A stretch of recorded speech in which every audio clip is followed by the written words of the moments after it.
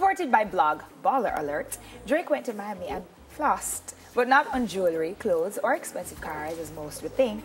It was all in charitable efforts. In fact, first we saw his school jersey uniform and scholarship blessing to the Miami school, then topping it off with paying the tabs for an entire grocery store full of customers. A lot put it in there, which you can see in his new music video, God's Plan. Now the Miami Herald reports that he showered a Haitian maid from Miami, Adelie Pare, with a $10,000, and these are US people, $10,000 shopping spree. The Miami Herald recently told the story of the mother of 5 who takes 2 buses to work and must clean 14 rooms per shift to provide for her loved ones. Drake read her story and was inspired alongside Pittsburgh Steelers player Antonio Brown to adorn her like the queen she is. She got a massage followed by an elegant dinner with a limo ride, and she was unaware who had done it, but she decided to go along with the day of pampering. I mean, I would do. The finale of it all was a Saks Fifth Avenue shopping spree.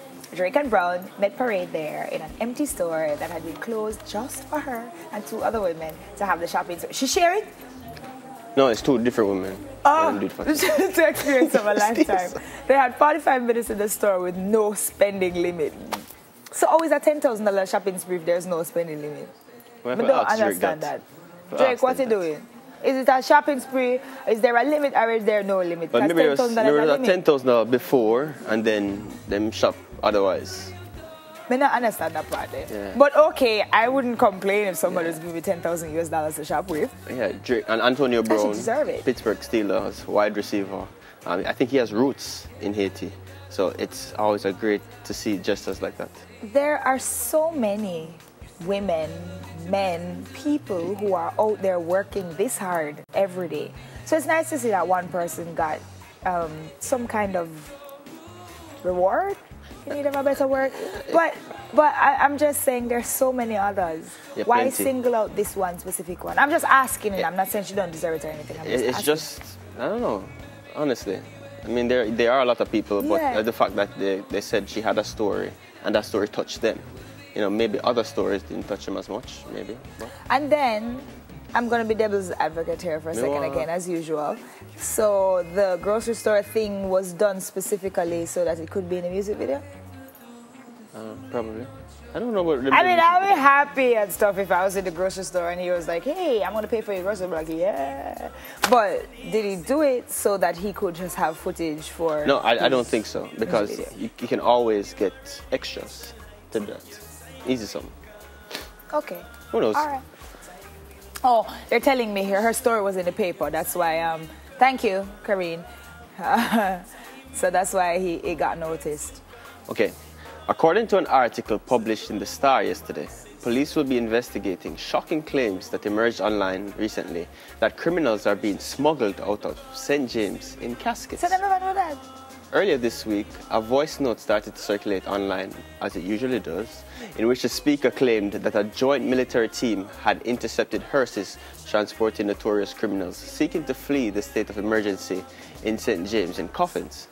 While they are unable to confirm the allegations, Inspector Diane Bartley from the Jamaica Constabulary Force's Corporate Communications Unit, CCU, noted that they are not disregarding information in the recording, but they will be investigating, I'm sure. They have to investigate it.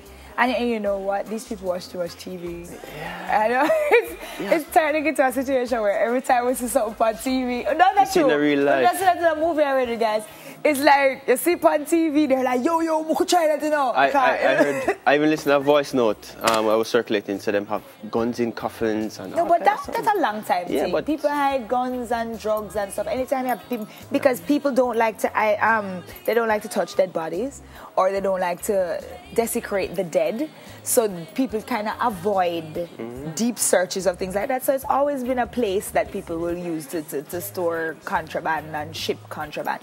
However, if me and them people, I search every casket, every urn, everything will come out, and I would be going through it through and through. Yeah, and as Brown just mentioned to me a while ago, the criminals are getting so sophisticated. They're boring tunnels under the penitentiary. That's not sophistication. What do you mean? Rabbit bore tunnel too. Them just gone back in. They've gone back to nature. Yeah, but that coffin thing though. Yeah, man. A long time them something are going on. They watch Shutters. They must watch, yeah, they watch TV. Shutters. Come on, guys. Maybe if the JCF was paying attention to the movies, Yeah, man, they watch movies, man. Yes. they would know where to look. They watch movies. CSI and them things. All right. Next up, according to the Star, an American man living here for the past 15 years paid a woman $100,000 for the return of his dog on Valentine's Day. Living where? Living where? Carrie. Steve Weinstein's dog, no attachment to the Weinstein overseas, I'm sure, went missing 2 weeks ago, and despite visiting a spiritualist, all right, I'm going to try and do this properly, and engaging the services of a town crier to drive around the resort town of Negril, he was only reunited with Kaya after this newspaper published his story. I don't think I should have had to pay for my own dog, but I wanted her back. And the offer was made already, and I keep my word. Stop laughing to me. He said, Weinstein said that on Valentine's, stop not doing. On Valentine's Day, he received a call from a woman who said she had Kaya. I got a call from an unknown number. The female caller told me that she was trying to get in contact with me since I offered the $20,000 reward, but she didn't get the number correct. And she told me she had Kaya and she was willing to give her up, not for $20,000, for $100,000 reward, he said. Weinstein said that the caller agreed to meet with him and meet him with the animal, only if he promised not to get her into any legal tanglings. Wanna realize I blackmailed that, right? Like this woman blackmailed this man for the dog and him pay for it. I'm not blackmail. What do you mean? The woman kidnapped the dog. That's the point. I'm not saying it's you, ma'am. I'm not becoming not get myself in no problem. I'm just saying somebody know that this man loved this dog a lot. I'm going to find your dog. And them choose Valentine's Day. $100,000. $100,000? No, I'm going to hold up a love for a dog that. If I lost my dog, I don't think I'd spend $100,000 to get her back. Dude. No. My dog never want my shoes. Yeah. No. $100,000. Okay, you love your dog. And a lot of people view their dogs as family and not just pets. So I guess I'm thinking about it like if the dog was your kid and your kid was kidnapped then. No, really. I'm just... You can buy a next dog. To you, sir. I'm glad you have your dog back. I'm glad you buy have a your next dog. dog. What do you think about these stories? Continue the discussion on our social media pages. And that's a wrap, guys, for the trending topics. By the way, I love how to really talk to me on Instagram and tell me the things them. So really keep doing it. I like it. What about Sammy? Yes, and the corn down a gully. The peas are corn, not peas. We're going for a break. Peas and corn. Ugh.